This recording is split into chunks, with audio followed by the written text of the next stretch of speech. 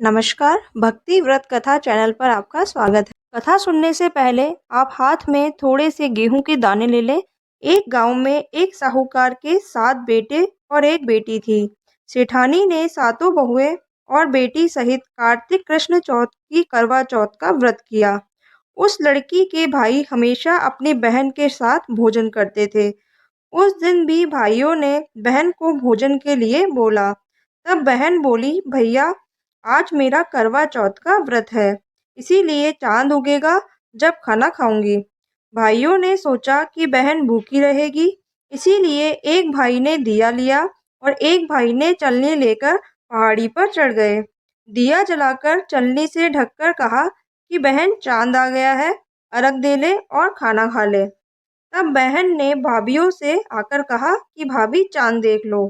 भाभी बोली कि बाई जी ये तो चांद तुम्हारे लिए ही उगा है, तुम ही देख लो, हमारा चांद तो रात में दिखेगा।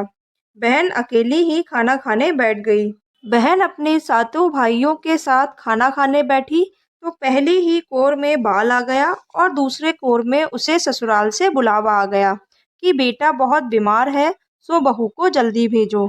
माँ ने जैसे ही बेटी को विदा करने के लिए कपड़े निकालने के लिए बक्सा खोला तो 3 बार ही कभी सफ़ेद, कभी काला, कभी नीले रंग का कपड़ा हाथ आया। माँ ने एक सोने का सिक्का पल्ले से बांध दिया और कहा कि रास्ते में सबके पैर छूती जाना और जो भी तुझे अमर सुहाग की आशीष देवे उसको ही यह सोने का सिक्का देना और पल्ले से गांठ बांध लेना। रास्ते में सब औरतें आशीष देती गई पर किसी ने भी सुहाग की आशीष नहीं दी। ससुराल के दरवाजे पर पहुंचने पर एक जेठ की लड़की झूल रही थी। उसके पैर छूने लगी तो वह बोली कि सीली हो सपूती हो, 7 पूत की माँ हो। यह सुनते ही उसने जल्दी से सोने का सिक्का निकालकर उसे दे दिया और पल्ले से गांठ बांध ली। अंदर गई तो पति मरा पड़ा था। बहू ने अपने मरे हुए पति को जलाने के लिए नहीं जाने दिया और बोली कि मेरे लिए अलग से एक झोपड़ी बनवा दो और वहीं अपने मरे हुए पति को लेकर रहने लगी। रोज सास बची कुची ठंडी बासी रोटी दासी के हाथ भेज देती और कहती कि जा मुर्दा सेवनी को रोटी दे आ। थोड़े दिन बाद माह की तिल चौथ आई और बोली, करवा पिला तू करवा पिला, भाइयों की प्यारी करवा ले, दिन में चांद देखने वाली करवा पिला। जब वो बोली कि हे चौथ माता, मेरा उजड़ा हुआ सुहाग दो, आपको ही बनाना पड़ेगा, मेरे पति को तो प्राण देने ही होंगे, मुझे मेरी गलती का पश्चाताप है, मैं आपसे माफ़ी मांगती हूँ। तब चौथ माता बोली, मेरे से बड़ी बैसाख की बैसाखी चौथ आएगी, वो तुझे सुहाग देगी। इस तरह बैसाखी चौथ भी आई और उसने कहा कि भादवे की चौथ तुझे सुहाग देगी।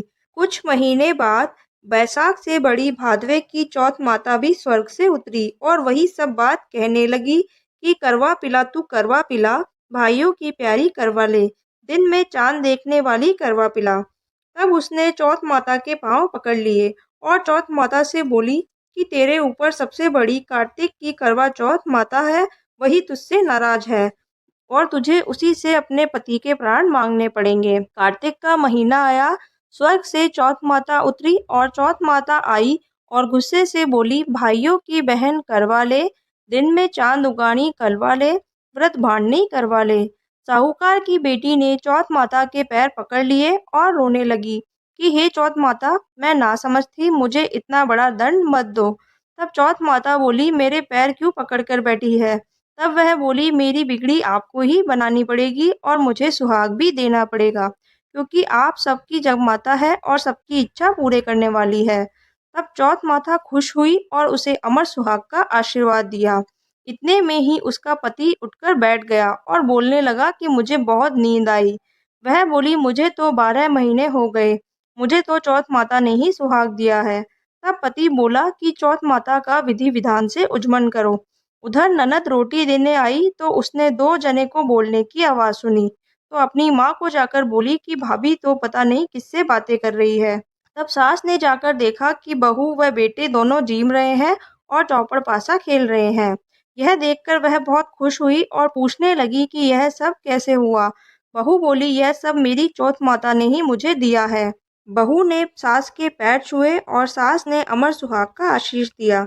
दूर खड़े हुए पति पत्नी का गठबंधन भी जुड़ गया और सब चौथ माता का चमत्कार मानने लगे। चौथ माता का व्रत पुरुष की पत्नी, बेटे की माँ सभी को करना चाहिए। 13 चौथ करनी चाहिए, 13 नहीं तो 6 करे, 6 नहीं तो 4 और 4 नहीं तो 2 तो करनी ही चाहिए।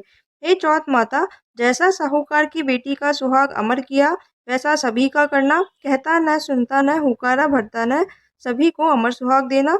बोलिए मंगल करनी दुखहरनी चौथ माता की जय। चौथ माता की कथा सुनने के बाद विनायक जी की कहानी अवश्य सुने। तो आइए अब हम कथा को सुनते हैं। एक अंधी बुढ़िया माई के पति, बेटा और बहू थे। वे लोग बहुत गरीब थे। बुढ़िया माई रोज गणेश जी की पूजा करती थी। एक दिन गणेश जी उससे प्रसन्न हुए और बोले कि मुझसे कुछ मांग। तब बुढ़िया बोली कि मुझे कुछ भी मांगना नहीं आता है। तब गणेश जी बोले कि तेरे बेटे से पूछ ले। तब वो अपने बेटे से पूछी। तब बेटा बोला कि माँ धन मांग ले। बहू से पूछा तो उसने कहा कि पोता मांग लो। तब माई ने सोचा कि यह दोनों तो अपने मतलब की बात मांगने को कह रहे हैं, सो उसने पड़ोसन से पूछा। पड़ोसन बोली, तू क्यों तो धन मांगे और क्यों पोता मांगे, कुछ अपने लिए ही मांग ले। अब अपने दीदा घोड़ा मांग ले। तब घर आकर माई ने सोचा कि कोई ऐसी चीज मांगनी चाहिए जो बेटे बहू भी राजी हो जाए और अपना मतलब भी हो जाए। दूसरे दिन गणेश जी आए और बुढ़िया माई से कहने लगे कि कुछ मांग ले। तब बुढ़िया माई बोली, दीदा घोड़ा देओ, सोने के कटोरे में पोते को दूध पीता देखूं, अमर सुहाग देओ, निरोगी काया देओ, सभी को सुख देओ। तब भगवान गणेश जी बोले कि माई तूने तो मुझे ठग लिया, सब कुछ तो मांग लिया और कहती थी कि कुछ मांगना नहीं आता है। पर ठीक है, ऐसा ही होगा, और अंतर्ध्यान हो गए। बुढ़िया माई के वैसा ही सब कुछ हो गया। हे गणेश जी महाराज, जैसा माई को दिया वैसा सबको देना। कहता न सुनता न हुकारा भरता न, अपना सारा परिवार न देना। बोलिए श्री गणेश जी महाराज की जय। ये वीडियो पसंद आया तो कमेंट बॉक्स में मुझे राधे राधे लिखें और वीडियो को लाइक और शेयर करना ना भूलें। लेटेस्ट व्रत, त्योहार एवं कथाओं के वीडियो देखने के लिए यूट्यूब चैनल को सब्सक्राइब करें। धन्यवाद।